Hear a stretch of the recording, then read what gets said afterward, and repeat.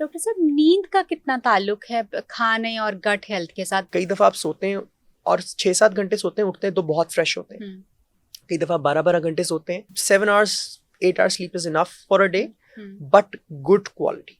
सो gut health actually maintain कैसे की जा सकती फूड का ख्याल रखें और अपनी गट हेल्थ का ख्याल नहीं रखेंगे तो आप you would not get those results. Connection between gut health and mental health? जब आप मेंटल हेल्थ पेशेंट की सेटल डाउन करते हैं तो आपकी गट हेल्थ बेहतर होती है, और गट हेल्थ को बेहतर करते हैं साथ मेंटल हेल्थ बेहतर होती है। हाँ जी। बच्चे को डाइट क्या देनी चाहिए, ये मैं पूछना चाहूंगी, बिकॉज़ ये बड़ा इंपॉर्टेंट है। Again healthy diet. ठीक है।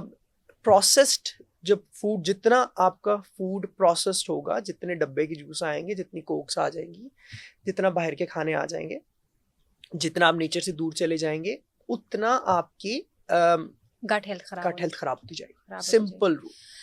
क्या जैसे अक्सर बच्चों को फॉर्मूला मिल्क लेने की जरूरत पड़ती है, मुझे जो समझ आई है कि माइक्रोबियोम्स जो है वेरी इंपॉर्टेंट हमारे जो एलिमेंट्स हैं कुछ गट हेल्थ के, उनका अच्छा रहना हमारी आने वाली जिंदगी को भी अच्छा कर सकता है। तो फॉर्मूला मिल्क अक्सर यूजुअली बच्चे जो इस्तेमाल करते हैं, डज इट इफेक्ट दैट, और या ये बस ठीक है क्योंकि वो फॉर्मूला मिल्क ऑलरेडी बच्चों की हेल्थ और न्यूट्रिशन के हिसाब से डिजाइन किया गया? What's your take on that? I have got a very strict take on that. Okay. You cannot mimic nature. आप नेचर को मिमिक कर ही नहीं सकते। ठीक है।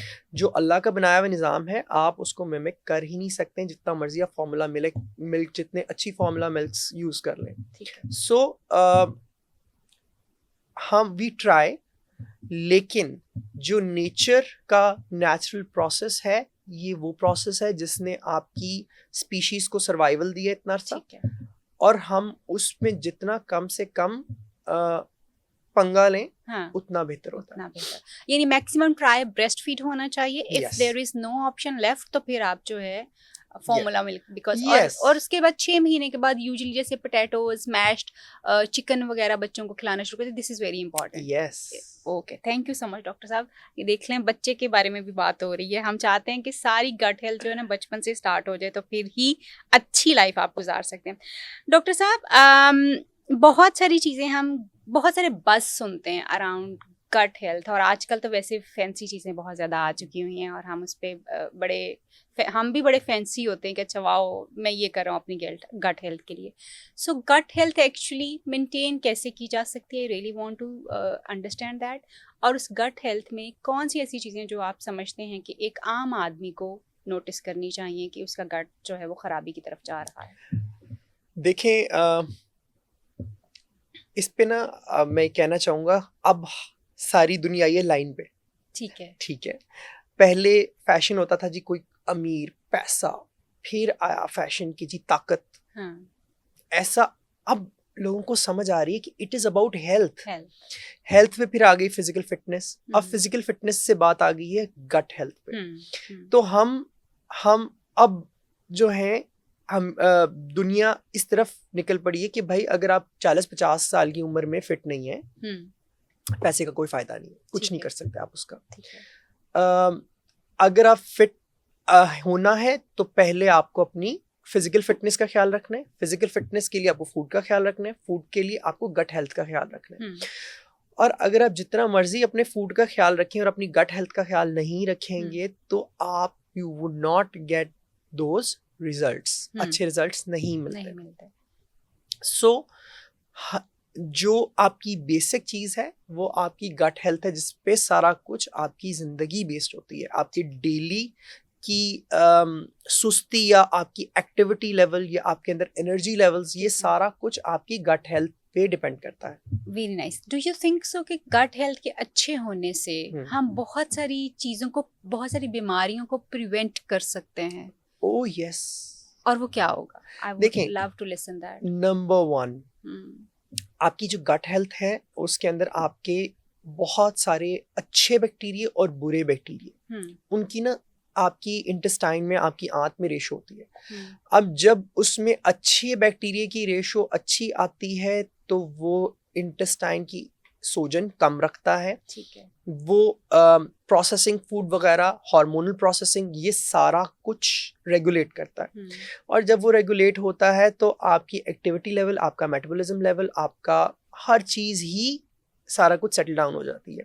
प्लस न्यूट्रिएंट अपटेक, जो आपका खाने में से जो चीज़ें अपटेक कर रही है बॉडी, वो बेहतर हो जाता है। सो दिस इज, ये बिल्कुल बेसिक्स है जिसके ऊपर आप हर चीज़ बिल्ड कर सकते हैं। ठीक है। Is there any connection between gut health and mental health? देखें, देयर इज अ कॉन्सेप्ट जिसको हम अपनी जबान में बोलते हैं गट ब्रेन एक्सेस। Okay. अब जैसे कहते हैं ना, gut is the second brain.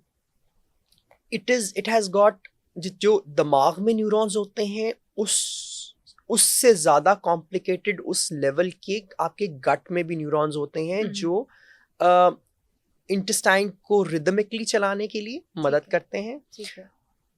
The connection we have seen कि जिसकी गट हेल्थ अच्छी नहीं है उसकी मेंटल हेल्थ अच्छी नहीं है। Okay. और अब ये बात वही है कि मुर्गी पहले कि अंडा पहले, ठीक है, कि गट हेल्थ से मेंटल हेल्थ कनेक्टेड है या मेंटल हेल्थ से गट हेल्थ कनेक्टेड है, but they are both connected definitely. जैसे IBS जो है जी, हमारे पास जो फंक्शनल गट डिसऑर्डर्स, ये हम लोगों ने सारी कैटेगराइज कर दी है फंक्शनल गट डिसऑर्डर्स में, जिसमें हमारे पास IBS आ जाता है, फंक्शनल कॉन्स्टिपेशन आ जाती है, फंक्शनल डायरिया आ जाता है।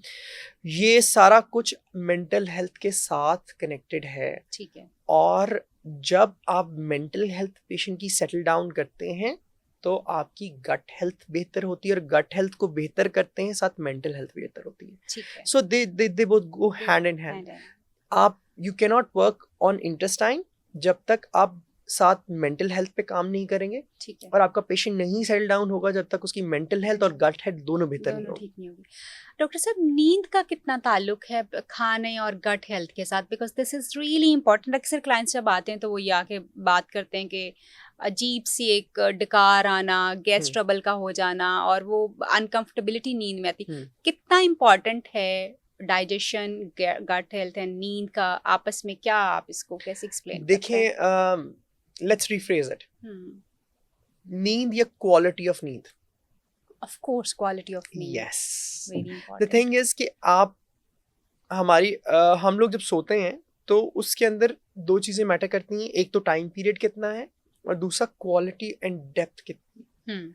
आप उठ कितना रहे हैं, सो कितना रहे हैं, बीच में जाग कितनी दफा रहे हैं, और आप कितनी कंफर्टेबल नींद में सोए। कई दफा आप सोते हैं और 6-7 घंटे सोते हैं, उठते हैं तो बहुत फ्रेश होते हैं।